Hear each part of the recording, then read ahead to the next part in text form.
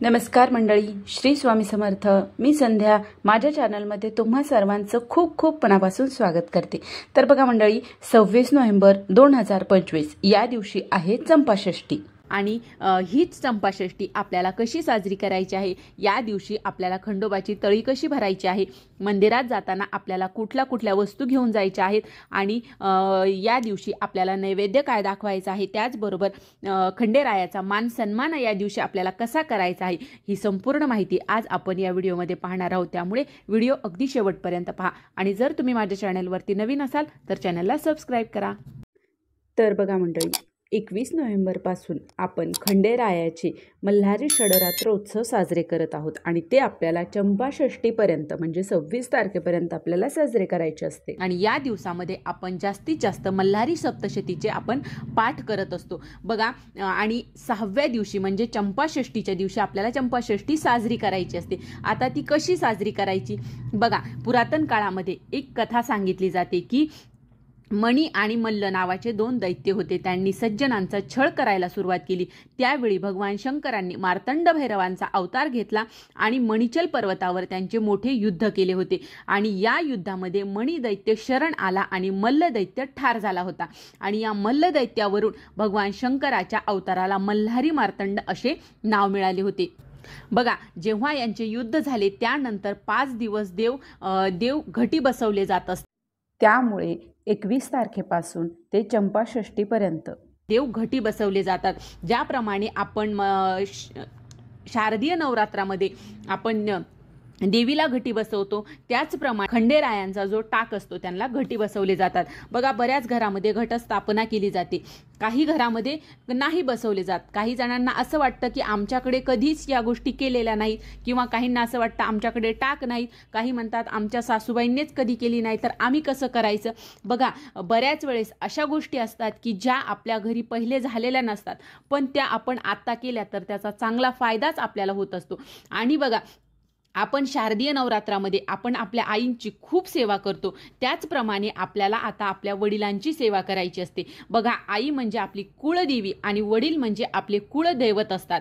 तर हेच ते कोण आहेत तर ते आहेत खंडोबा. अखंड महाराष्ट्राचे ते कुलदैवत आहेत. म्हणून आपल्याला ज्याप्रमाणे आपण आईचा मान सन्मान करतो, त्याचप्रमाणे आपल्याला खंडोबाचाही वर्षातून एकदा आपल्याला त्यांचा मान सन्मान करायचा असतो.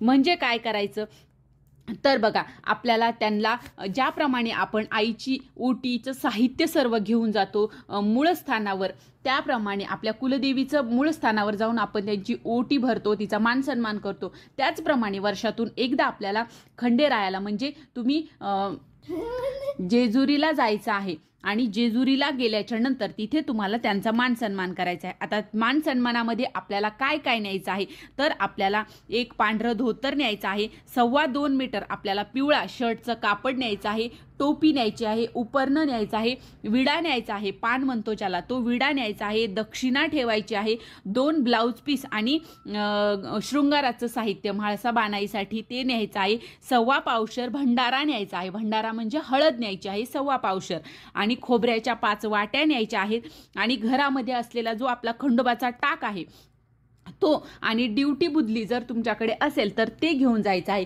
आणि जर तुमच्याकडे टाक नाहीये तर ही सर्व बाकीचं साहित्य तुम्हाला घेऊन जायचं आहे आणि तिथे जाऊन तुम्हाला त्यांचा मान सन्मान करायचा आहे. ज्याप्रमाणे आपण आईचा मान सन्मान करतो त्याचप्रमाणे आपल्याला जेजुरीला जाऊन आपल्याला मान सन्मान करायचा आहे.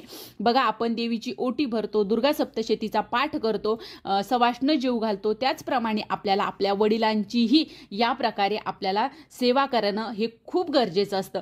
त्यासाठी आपल्याला चंपाषष्ठीला आपल्या घरामध्ये असलेले जे टाक आहेत त्यांचा घेऊन आपल्याला तळी भरायची असते. आता तुमच्याकडे जर टाक नसेल तर किंवा याआधी तुम्ही भरलेली नसेल तरी सुद्धा तुम्ही आता भरू शकता. बघा, यामुळे आपल्यावर आपल्या कुलदेवत जे आहेत खंडोबा यांचा कृपा आशीर्वाद राहत असतो आणि त्यांचा कृपा आशीर्वाद राहणं हे खूप मोठी गरज असते आपल्याला.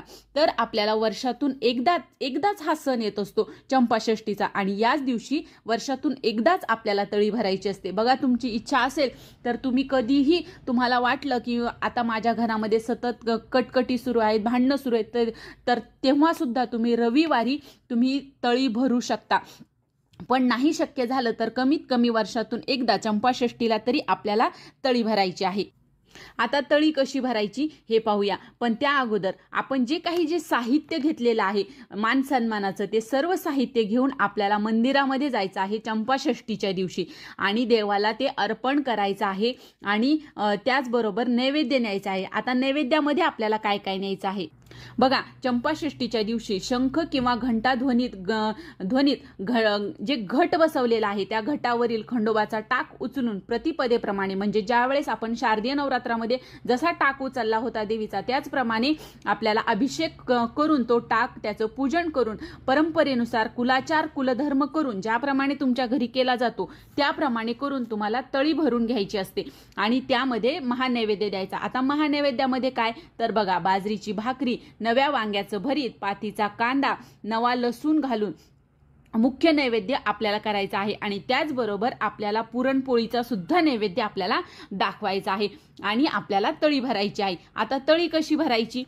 एक ताम्हण घ्यायचं आहे. त्या ताम्हणामध्ये आपल्याला तांदळाने अष्टदल कमल काढायचं आहे आणि त्यावर भंडारा टाकायचा आहे. भंडारा म्हणजे हळद आणि ते मध्यभागी ठेवायचं. त्याच्यावर आपल्याला तांब्याचा पाण्याने भरलेला तांब्या ठेवायचा.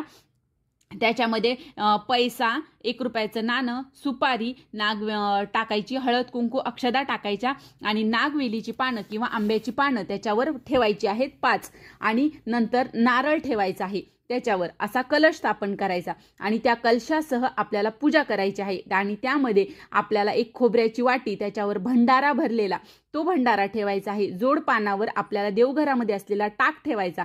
टाक नसेल तर तुम्ही सुपारी सुद्धा ठेवू शकता आणि त्यानंतर हे ताट आपल्याला 5 मुलं किंवा 5 पुरुष आपल्या घरामध्ये असतील तर त्यांनी हातामध्ये उचलून घ्यायचं आहे आणि 3 वेळा कपाळाला लावायचं आहे आणि कपाळाला लावल्याच्या नंतर लावतानाच आपल्याला येळकोट येळकोट जय मल्हार सदानंदाचा येळकोट असं म्हणायचं आहे आणि त्याचबरोबर पुढील जे काही मंत्र आहे तोही म्हणायचा आहे. तो म्हणजे काय ऐका. सदानंदाचा येळकोट येळकोट येळकोट जय मल्हार, हर हर महादेव, चिंतामण मोरया, भैरवांचा चांदोबा, अगडबम नगारा, सोन्याची जेजुरी, मोत्याचा तुरा, निळा घोडा पायी तोडा, कमर करगोटा, बेंबी हिरा, गळ्यात कंठी मोहनमाळा, डोईवर शेला अंगावर शाल, सदा हिलाल जेजुरी जाई, शिकार खेडी म्हाळसा सुंदरी, आरती करी देवा ओवाळी, नाना परी देवांचा शृंगार, कोट लागो शिखरा, खंडेरायांचा खंडका, भंडाऱ्याचा भडका, बोल सदानंदाचा येळकोट असं म्हणायचं आहे. आणि नंतर ते जे ताट आहे ते ताट आपल्याला खाली ठेवायचं. पण खाली ठेवायच्या अगोदर आपल्या घरातील जो हात धरलेला जो पुरुष आहे ज्याने ती ताम्हण हातात धरलेलं आहे त्यांनी स्वतःची टोपी काढायची, खाली ठेवायची आणि त्याच्यावर ताम्हण ठेवायचं आहे आणि नंतर तो जो नारळ आहे कलशातला तो नारळ फोडायचा आणि परत त्या ताम्हणामध्ये ठेवायचा. परत एकदा आपल्याला 3दा येळकोट येळकोट जय मल्हार आणि हे जे आपण सदानंदाचा येळकोट म्हटलो हे म्हणायचं आहे आणि नंतर ते जे खोबरं आहे, जे नारळ आहे फोडलेलं त्याचे 5 तुकडे करायचे, त्याला ताम्हणातील भंडारा आहे जो हळद तो लावायचा आणि जेजुरीच्या दिशेने 5 पावलं चालायची आहेत आणि नंतर ते जे खोबऱ्याचे तुकडे आहेत ते आपल्याला तिकडे फेकायचे असतात.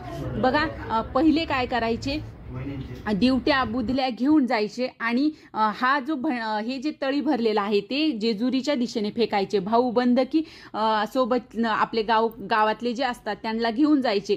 पण आता प्रत्येकाला आपल्या आपल्या घरामध्ये करतात, कोणी येतं कोणी नाही येत. तर तुम्ही 5 पावलं चाललात जेजुरीच्या दिशेने आणि भंडारा उधळून जय जयकार जरी केला तरीही चालणार आहे. आणि बघा हे तळी भरल्याच्या नंतर आपल्याला नैवेद्य दाखवायचा आहे. नैवेद्यामध्ये काय काय न्यायचं आहे, जो आपण मंदिरामध्ये नेलेला आहे तोच नैवेद्य आपल्याला घरी देखील दाखवायचा आहे आणि पुरणाचे 14 दिवे करायचे. ज्याप्रमाणे आपण 21 दिवे करतो पुरणाचे आणि देवीची आरती करतो त्याप्रमाणे आपल्याला 14 दिवे करायचे आहेत पुरणाचे आणि आपल्याला खंडेरायाची आरती करायची आहे.